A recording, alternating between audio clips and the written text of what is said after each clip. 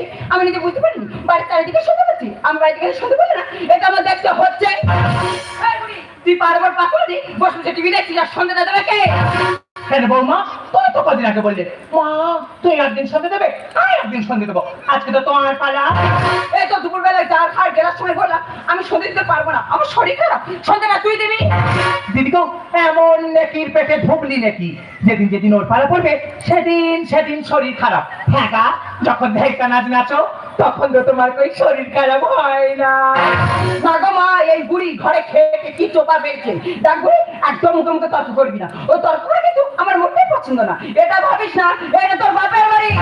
দেখো গো এমন করে বলতেছে এটা জানো তুই মুখে মুখে তর্ক করছিস পায়ে কিন্তু আমার জুতো আছে। এই পাইতে সুতো রাখা জুতো আছে আর পায়ে জুতো নেই তুই কি ভাবছিস আই তো শাড়ি না তুই শাড়ি এই তুই জুতো রাখাচ্ছিস মারবি নাকি? প্রয়োজন হলে আই তোকে কষিয়ে দেবো।